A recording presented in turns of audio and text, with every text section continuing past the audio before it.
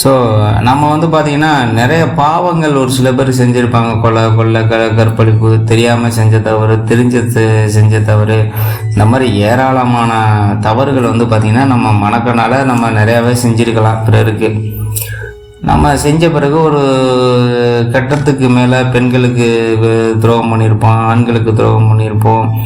எதை தெரியாமல் செஞ்சிட்டான், இனிமேல் நம்ம திருந்தி வாழணும், நம்ம செஞ்ச தவறுகளை வந்து கடவுள் மன்னிப்பானா இல்லை மன்னிக்க மாட்டானாங்கிற மாதிரி ஒரு கேள்விகள் வந்து விடலாம். ஸோ நம்ம அப்படி வந்து திருந்தணும்னு நினைக்கிறவங்களுக்கு வந்து பார்த்திங்கன்னா ரொம்ப கஷ்டப்படுத்திட்டோம், கொலை என்னென்னமோ பண்ணிட்டோம், திருந்திடுவோம், ஒரு மனசாட்சி படின்னு இருக்கணும் சொன்னாங்களேனாக்கா அவங்களுக்கு வந்து பார்த்திங்கன்னா நம்ம செய்த பாவங்கள், அதாவது வந்து தெரிஞ்சு செஞ்சோமோ தெரியாமல் செஞ்சோமோ அந்த பாவத்தை வந்து நம்ம எப்படி போக்கிக்கிறதுங்கிறத வந்து பார்த்திங்கன்னா அகத்தியர் வந்து பரிபூரணம் 1200ங்கிற இதில் வந்து சொல்லியிருக்காரு. ஸோ அதாவது என்னென்னாக்கா பலருக்கு செஞ்ச பாவங்கள்லாம் மறந்துட்டு கருணை கடல் போல் இனிமேல் நான் நல்ல யோக மார்க்கையில் நல்ல சிந்தனைகள் தெரிகிறேன், இல்லை ஆன்மீக வாழ்க்கையில் ஒரு கடவுள் சிந்தனையில் போகிறவங்கிறது இந்த மந்திரத்தை சொல்லி தான் செஞ்ச பாவங்களை வந்து போக்கிக் கொள்ளலாம். இந்த மந்திரம் வந்து பார்த்திங்கன்னா ரொம்ப சூட்சமமாக வேலை செய்யும். நம்ம செஞ்ச பாவங்கள் எல்லாமே விலகிறோம், செய்கிற பாவங்கள் நம்ம அறியாமல் செஞ்ச பாவங்கள் எல்லாமே விலகிவிடும். அதுக்காண்டி நான் தெரிஞ்ச கொலையை பண்ணிவிட்டு இந்த மந்திரத்தை சொன்னால் நான் செஞ்ச பாவம் பழிஞ்சிருச்சுன்னு சொல்ல முடியாது. அறியாமையினால் செய்த தவறுகள் வந்து என்றைக்குமே மன்னிக்கப்படுமே தவிர அறிவு தப்புன்னு தெரிஞ்சு அதை வந்து மேலும் மேலும் செல்கிறவன் வந்து பார்த்திங்கன்னா தன்னோட கர்மாவை வந்து அவன் அதிகப்படுத்திகிட்டே போகிறான். அதனால் துன்பங்கள் வந்து அதிகமாகிவிடும்.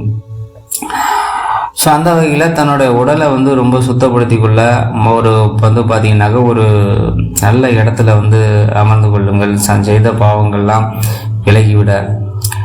ஸோ ஒரு யாக குண்டம் அல்லது இந்த அக்னி ஹோமம்லாம் செய்கிறாங்களே அந்த மாதிரி ஒரு யாக குண்டங்களை வந்து பார்த்திங்கன்னா நீங்கள் வந்து நெருப்பு, அக்னி, வேள்வி, இப்போ அதாவது என்னன்னாக்கா நீர், நெருப்பு, காற்று, ஆகாயம், இந்த ஆகாயத்தினுடைய ஹெல்ப்னஸ் மொத்தமே வந்து பார்த்திங்கன்னா நீர், நெருப்பு, காற்று, ஆகாயம், இதை வந்து வேள்விகளாக வந்து நீங்கள் செய்யலாம்.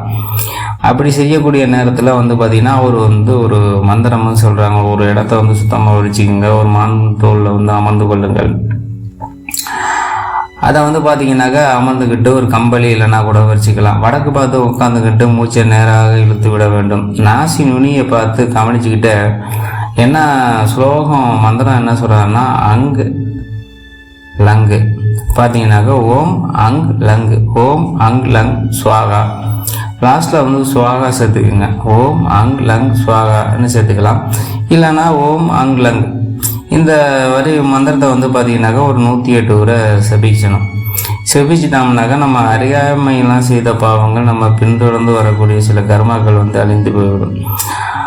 அங்குங்கிறது என்னன்னாக்கா நமக்கு எல்லாமே தெரியும். அதனுடைய அதாவது என்னன்னாக்கா அக்னிகள் வந்து நான் சமர்ப்பணம் செய்கிறேங்கிறது தான் அதனுடைய ஸ்லோகத்தினுடைய பொருள்.